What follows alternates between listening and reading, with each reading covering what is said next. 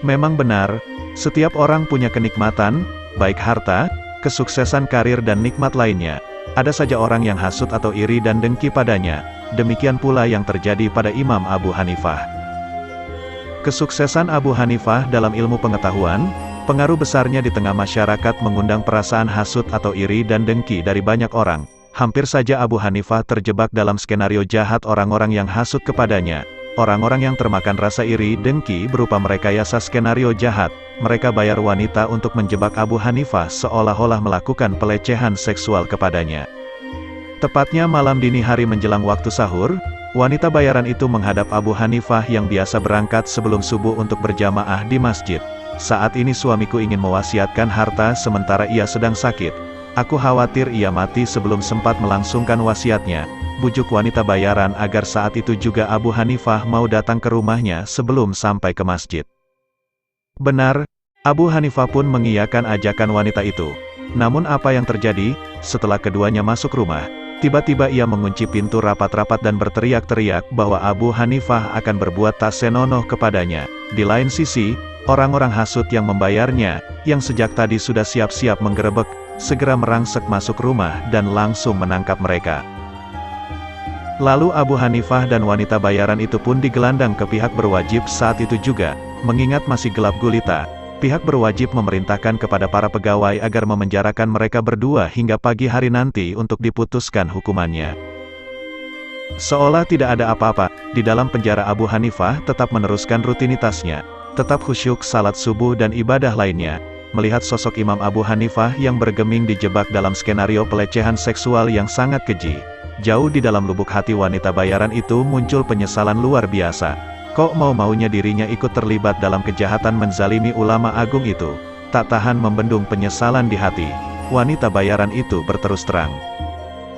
Lalu bagaimana respon Abu Hanifah mendengar penyesalan itu? Penuh ketenangan dan kebijakan Abu Hanifah segera berkata, "Bilang kepada para penjaga penjara, aku punya keperluan sebentar. Mohon diizinkan untuk keluar dan nanti akan balik lagi ke sini. Bila sudah berhasil keluar, datanglah kepada Ummu Hamad istri Abu Hanifah maksudnya. Ceritakan peristiwa ini sebenarnya kepadanya, dan suruh ia datang ke sini menggantikan posisimu. Setelah itu silakan kamu mau pergi kemana saja sesuai urusanmu." Singkat cerita, setelah wanita itu melakukan arahan Abu Hanifah, kemudian Ummu Hamad, istrinya, datang ke penjara dengan pakaian bertutup muka sama persis wanita tadi. Kedatangannya kebetulan bersama dengan pihak berwajib yang akan memutuskan hukum. "Abu Hanifah, apakah halal hukumnya bagimu berduaan dengan perempuan lain yang bukan mahram?" selidik pihak berwajib kepadanya. Datangkan ayah perempuan bertutup muka ini. Abu Hanifah mencoba berdiplomasi menghadapi pihak berwajib yang hendak menghukumnya. Setelah ayah perempuan yang tidak lain adalah mertua Abu Hanifah sendiri datang di penjara, lalu ditanyakan kepada dirinya, siapa perempuan ini? Mertua Abu Hanifah pun segera membuka penutup muka wanita itu, dan ternyata ia adalah anaknya sendiri. Lalu ia berujar, perempuan ini adalah anakku yang aku nikahkan kepada Imam Abu Hanifah ini. Nah, seketika hilanglah fitnah murahan orang-orang yang hasut terhadap Abu Hanifah, dan justru pengaruhnya semakin besar di hadapan masyarakat.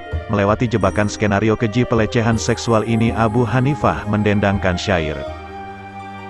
In yahsaduni fa inni ghairu laimihim, qabli minan nasi ahli al-fadli qad husudu, fadama li walahum ma bi wa ma bihimu, wa mata aktharuna ghaidhan bima yajidu.